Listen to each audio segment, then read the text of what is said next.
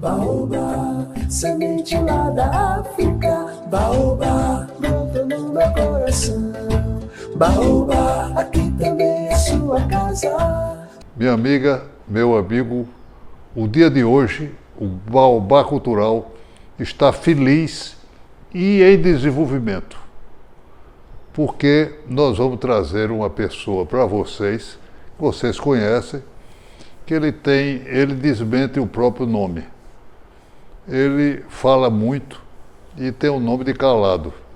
Eu não conheço ninguém que fale tanto e melhor do que ele. Eu estou trazendo para vocês a figura do secretário estadual de Desenvolvimento, Jaime Calado.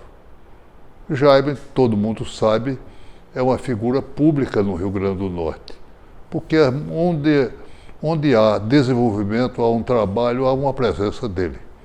Há muito tempo que eu acompanho as coisas de Jaime e sei como ele se porta. 2 vezes prefeito de São Gonçalo, na sua atuação como prefeito, ajudou a trazer o aeroporto, que deslocou a importância do aeroporto de Natal para o interior, deu uma visão nova na região que se segue ao aeroporto, abriu caminhos, e ele desde o começo que participou disso aí. Mas a presença dele no estado do Rio Grande do Norte é muito grande. Teve um tempo, ele é médico profissional, mas cuida de finanças, ele cuida de economia, mais do que da sua profissão de formação de universidade. Mas ele cuidou sempre disso. Por exemplo, a construção de casa, dirigiu uma associação que funcionou e bem construindo casas para o povo do Rio Grande do Norte. Foi um dos dirigentes da CAERN. Teve sempre uma atuação singular no trabalho que se faz. E é conhecido por ser ele. Me parece que a esposa, que era a esposa de Jaime, é a senadora, famosa senadora Zenaide Maia. Imagine que tem as suas características, o seu jeito de ser diferente. É Maia, tanto que mantém o nome. Maia podia ser calada, mas não é, calado não é. E está aí fazendo um trabalho muito interessante no Senado Federal, principalmente no tocante à presença feminina lá, que é muito importante para o Brasil. Mas Jaime está sempre em movimento, sempre atuando nos mais variados setores. E hoje, por força do ofício, é secretário de Estado de Desenvolvimento e cuida de tudo na vida. No seu gabinete, na entrada logo, tem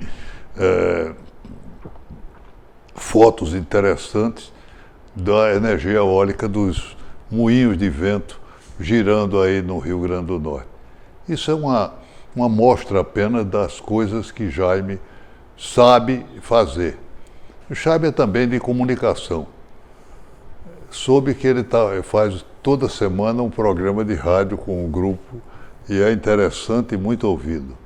Mas, enfim, uma figura humaníssima. Jaime, como é que começou a sua vida? Vamos começar do começo. Sua vida de Natal. Você brincava de quê ou não era? Foi um menino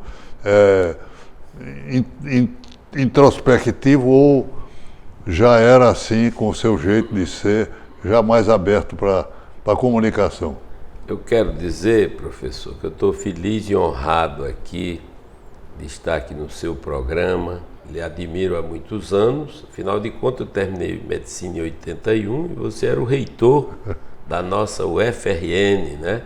Naquele tempo, eu era servidor da universidade, né? Então você já foi meu chefe, né? E eu tenho muito boas recordações da nossa universidade. Eu nasci em Campina Grande em 1951, Aos 4 anos fui morar em Lucrécia, né? Lucrécia naquele tempo, era município de Martins, né? E não tinha uma pedra de calçamento, não tinha água encanada e não tinha energia elétrica. Eu costumo dizer que o Brasil, nesses últimos 70 anos, desenvolveu-se mais do que nos 700 anteriores. E aos 10 anos, Lucrécia era assim como eu estava dizendo. Quando eu tinha 10 anos, quer dizer, hoje está realmente...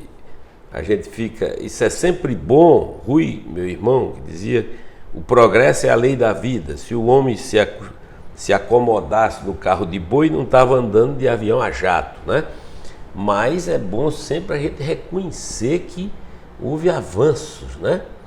Cada um, na sua época, fazendo o que pode, e assim caminha a humanidade. Pois bem, cheguei em Natal, sim, aí fui estudar em Caicó, né? Primeiro morando em Jardim de Piranha, de ônibus, né? Eu, Zenaide, Omar, essa turma toda. Depois ficamos morando na Casa do Estudante. Rui foi o presidente da Casa do Estudante, um grande presidente, foi quem fez a sede própria, fez uma revolução ali. Depois criou o departamento feminino. Zenaide foi a primeira diretora, com 15 anos de idade. É uma lição de vida a Casa do Estudante. E Eu fui beneficiado da Casa do Estudante. Daladia e eu viemos para cá e fomos para a Casa do Estudante. Morávamos fora porque não tinha acomodações internas, alugamos apartamento, mas íamos lá fazer refeições que era muito fraquinha, diga-se de passagem, mas para nós era importante. Mas olha, quando eu cheguei na Casa do Estudante, todo mundo reclamando lá, e eu era muito melhor do que lá em casa. Eu dizia isso e os caras ficavam achando que eu estava debochando. Era verdade mesmo. Então, fui servir ao exército lá em Caicó, em 70. Aí passei no concurso de cabo, fui promovido no mês de agosto, nós estamos em agosto. E em seguida teve um concurso para sargento, eu fiz, passei. Depois fui para o Piauí fazer esse curso e lá fiquei 5 anos. Morei no Piauí, em Valença, Picos e por último em Paulistana, que é já quase fronteira com Pernambuco. Morei depois em Petrolina, mas pertencendo ao batalhão, o 3º batalhão lá de Picos. E passei no vestibular de medicina em 74, mas não consegui transferência para Natal. Eu vim fazer vestibular aqui. Tranquei a matrícula 74, 75, 76 consegui a transferência e comecei o curso aqui de medicina. 79 criamos a Casa da MPB, né? E foi uma experiência muito, muito boa, né? Conheci vários artistas, foi um mundo novo para mim. Aprendi muito com eles. Uma vez eu vi um poeta aqui de Natal, escreveu nas paredes, desses que escrevem na parede, né? Os artistas são a antena da raça.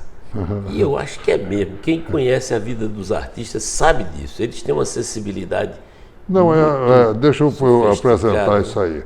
A palavra profeta no grego é a mesma origem de poeta e de profeta. Porque há umas coisas curiosíssimas do avanço da arte. Não é só da poesia, porque a poesia não é só a palavra. Há muitas coisas que se faz que é poesia, não é verdade? Música de primeira, tudo é forma de poética. Até engenharia, arquitetura se faz, é uma forma poética. Eu tive o privilégio de conversar 2 vezes com Oscar Niemeyer, assim, dele marcar, eu ir lá conversar 1 hora, 2 horas, e ele dizia o seguinte: se a arquitetura não emociona, não é arquitetura. É uma coisa... Eu nunca perdi a entrevista de Oscar Niemeyer pela inteligência, pelo gênio dele. O brilho da inteligência e da criatividade. Nunca deixei de ler uma entrevista de Delfim Neto. Eu era contra a ditadura, ele era um ministro, Mas ele era tão inteligente, ele e Roberto Campos, Sem que eu dúvida. nunca deixei de ler até a última letra, porque sempre a gente aprende com gente que tem sensibilidade, né? Com gente que... A vida é um aprendizado permanente, né? E um dia desses, conversando aqui com o professor Diógenes, eu estava conversando sobre encontros que eu tive com Chico Buarque de Holanda, e a primeira impressão que eu tinha, que eu via a imprensa do Rio toda adulando Chico Buarque, eu dizia, isso é coisa de carioca. Mas depois que eu conheci, eu vi que o cara realmente é um gênio, é uma figura extraordinária. E uma dessas vezes que ele veio aqui para o comício das diretas, fui eu que convidei, fui eu que trouxe, assessorei, e depois, aí eu perguntei a ele numa dessas conversas, quem é a pessoa que você mais admira no mundo? Aí ele disse, é Luiz da Câmara Cascudo. Eu disse, pronto, então eu vou arranjar um jeito de você. Ele disse, não, Luiz Câmara Cascudo, eu soube que ele está quase surdo, vista, e eu não quero guardar a impressão da pessoa que eu mais admiro com essa, assim, eu quero guardar aquela imagem de quando eu visitei ele cheio de energia, com aquela inteligência, com aquela cultura. Aí virou-se para mim e disse assim, quantos livros de Câmara Cascudo você... Não, ele primeiro perguntou, você viu o Fenômeno da Lua Cris, descrito por Cascudo? É uma genialidade. Eu morei, ele dizendo, né? Eu morei em Roma. Câmara Cascudo é mais admirado lá do que aqui. O Fenômeno da Lua Cris foi descrito em 1280 lá por um monge beneditino lá no interior da Itália. Mas Câmara Cascudo daqui, sem saber desse escrito, descreveu o Fenômeno da Lua Cris com uma poesia que quando os europeus leem, aí vê que o cara é um gênio e tal. Aí virou-se para mim e disse, quantos livros de Câmara Cascudo você leu? Eu disse, nenhum. E eu tinha comprado uma coleção dele de 17 livros, estava lá em casa. Aí eu disse, eu tenho uma coleção, mas eu não li ainda, esse negócio de compra depois ler. Aí, bem, e eu tinha uma admiração muito grande por Câmara Cascudo, porque quando a gente criou a Casa da MPB, eu e um bocado de colegas da universidade, nós fomos visitar a Câmara Cascudo para convidá-lo para ele ser o nosso patrono, porque na época a gente ficou sabendo que ele pesquisou música popular brasileira durante 25 anos. Nunca ninguém pesquisou tanto tempo, tanto profundamente. E lá nessa conversa, teve essa primeira conversa, tempo depois fomos lá, e numa dessas, que foram 4, eu cheguei, ele estava muito contente e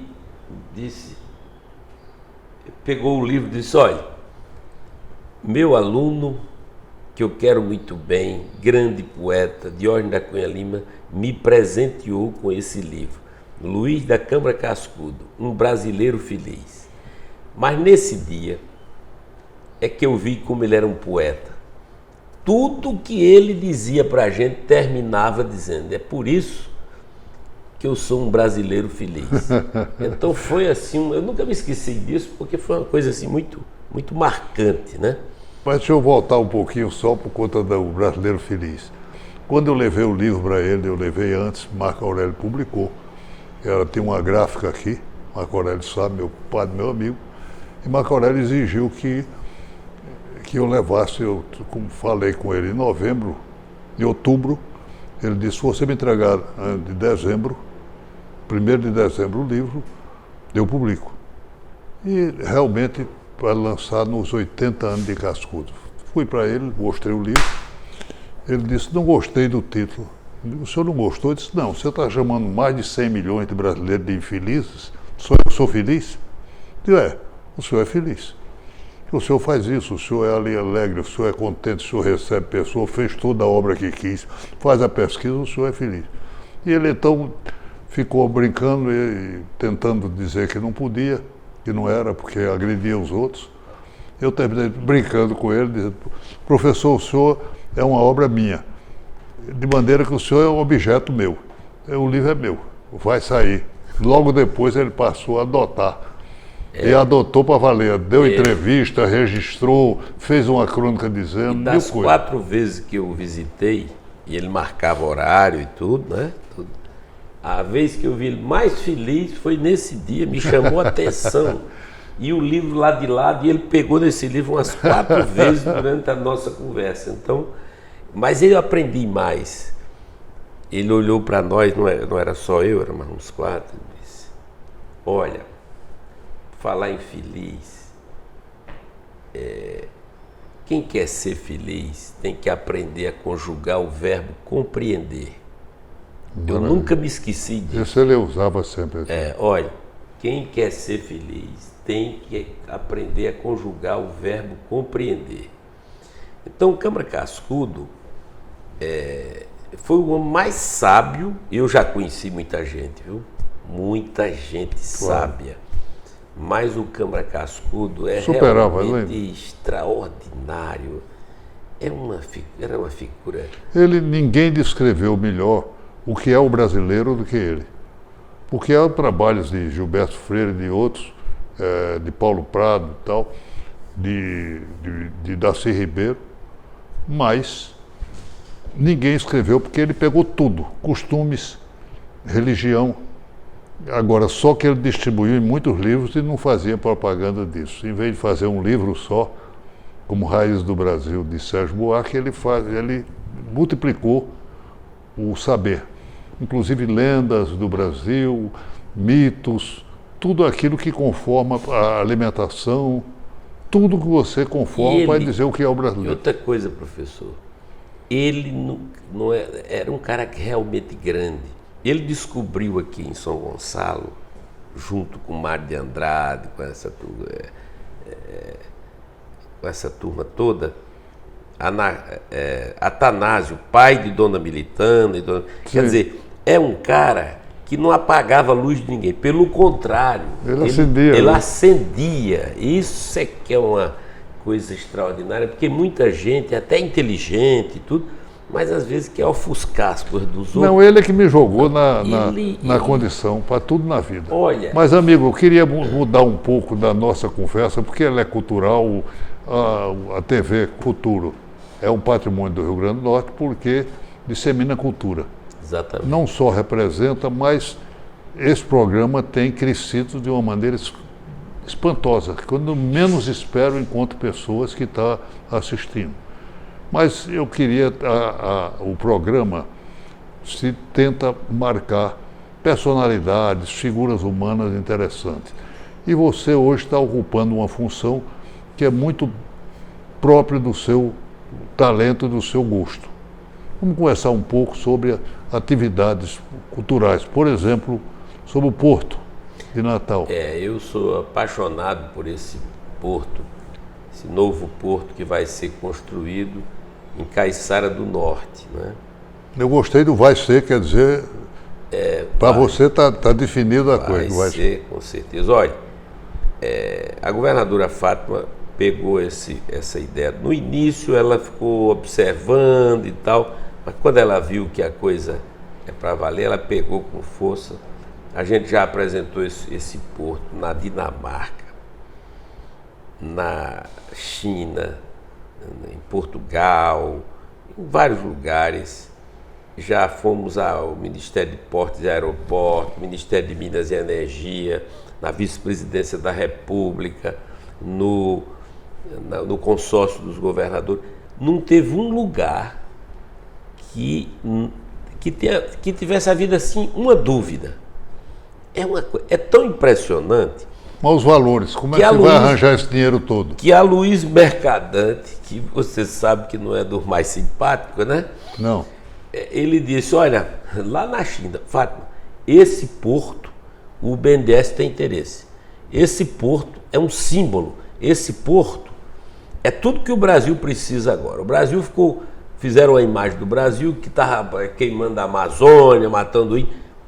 Esse porto é uma volta por cima, porque o Brasil não pode só deixar de queimar, não. tem que mostrar ao mundo que é a promessa da energia, da transição energética. E esse porto é tudo. Esse porto, desde o primeiro minuto, que a gente sabia que a gente não tem dinheiro.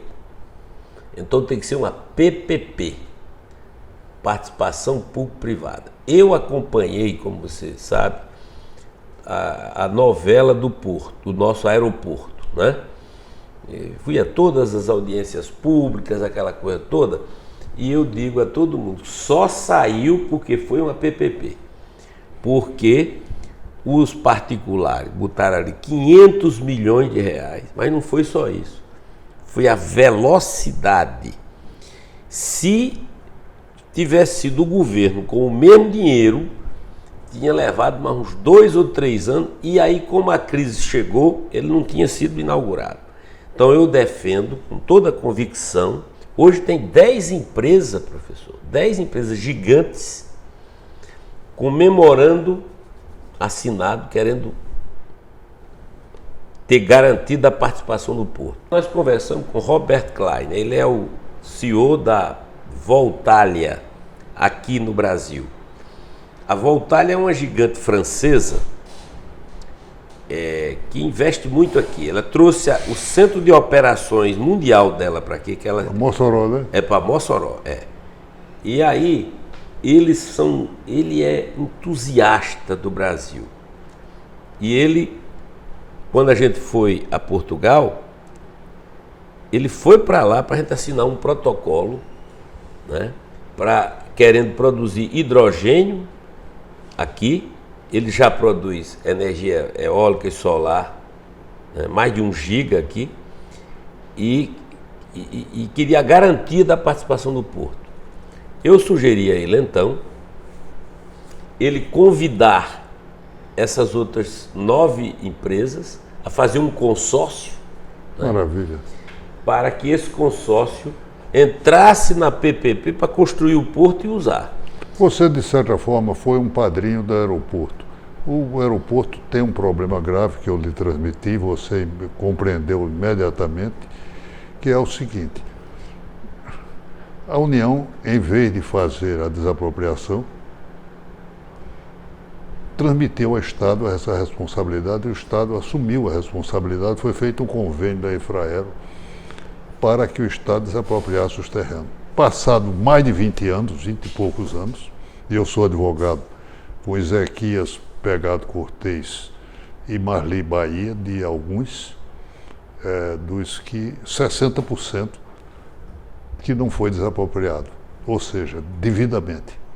Um deles, do meu cliente, continua proprietário de um pedaço do aeroporto. E a União não tem nada lá. Juridicamente, zero. Significa dizer, há uma relicitação que deve desaparecer. A meu ver, se não houver uma solução para este problema, que é grave, ainda que os nossos clientes não queiram discutir, mas vai ter que pedir a anulação do contrato com essa empresa fantástica que é a Zurich. A Zurich. Anulação ou, no mínimo, retardamento dessa decisão. E nenhum juiz do mundo deixa de reconhecer, porque nós vamos juntar prova de que não houve a solução do problema. Então, só pode transmitir quem tem propriedade. A União não tem propriedade, e nós podemos provar, não pode transmitir. Isso é elementar. Mas você já percebeu a história, já entendeu e compreendeu na linguagem cascudiana o problema. Vamos esperar que haja uma solução. O ministro dos Esportes, que é um homem fantástico, o Márcio Pontes, assegurou o recurso. Disse que mandaria imediatamente o recurso, contanto que o Estado solicitasse. Porque a solicitação nossa foi feita pelos empresários, pelas pessoas que não receberam a indenização. E ele, logicamente, quer assegurar a participação do Estado, que tem um convênio em vigor, ainda que tenha havido o entendimento que a Procuradoria não tinha mais nada a ver com isso, mas está em vigor. Não houve rompimento com a União. E ele quer pagar. Esse é um problema que me afeta muito e afeta também a Secretaria de Desenvolvimento, por isso eu lhe trouxe o problema. Esse é um problema difícil de descascar. Não, mas eu já marquei uma reunião com o nosso procurador Zé Marcelo, que é um grande jurista, já foi procurador-geral do Estado. Sem dúvida. E ele é quem está coordenando esse processo lá para as futuras desapropriações na área do porto, né? E, inclusive, está de parabéns, terminou o doutorado agora com louvor lá na Ele é um talento fora do comum. Lá na Universidade de Lisboa, é uma figura, e filho de um amigo meu e seu, professor Américo, grande cirurgião, fui aluno dele lá, acompanhei muitas cirurgias dele lá, humanista de primeira. Então eu vou conversar com ele, porque aqui no Estado, até por uma decisão jurídica transitada em julgado, todas as ações de todas as secretarias e órgãos têm que passar na Procuradoria-Geral do Estado. Então, o Estado está vendo como... Eu penso que a governadora é sensível a esse problema e ela determinaria que se faça. Ela, o que até agora, eu já fui secretário de várias situações, já trabalhei com muitas equipes. Ela é muito determinada, ela vai atrás, ela luta, isso aí é uma coisa realmente impressionante. Infelizmente a TV tem horário marcado e eles exigem uma parada. Mas vocês estão vendo que é necessário um novo programa com o nosso secretário, porque não esgota o assunto. Não se esgota o assunto. Ele tem sempre... É a gentileza dele. Esse sim é um seguidor de cascudo, viu? Porque ele tem luz, muita luz, e ainda acende a lamparina da gente.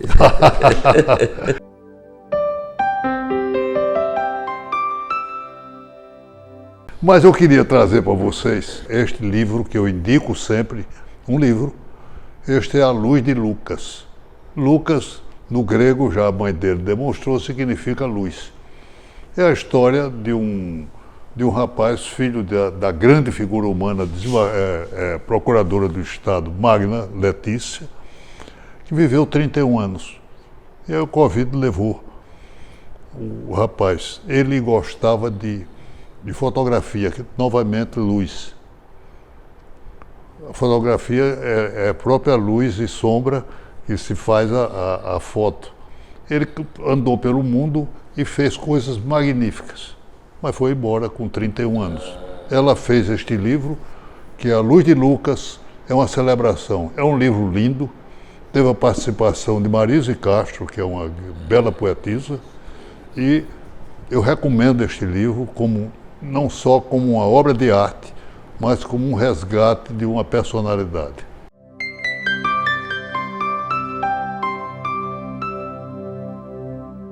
Há toda a vida, no nosso programa, uma frase. E a frase minha hoje, eu faço para minhas filhas. Todo dia de manhã eu dou um bom dia e faço uma frase que geralmente tem uma rima.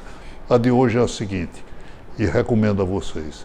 Alimente no seu ser o sentimento de honra e do dever. Se isso fosse feito pela humanidade, estava resolvido o problema nosso, não haveria outro. Meus amigos, este programa da TV Futuro, o Baobá Cultural, estará sempre com vocês, todo sábado de manhã às 8 horas, todo domingo ao meio-dia. Participe e divulgue. Baobá, semente lá da África, baobá, brotou no meu coração. Baobá.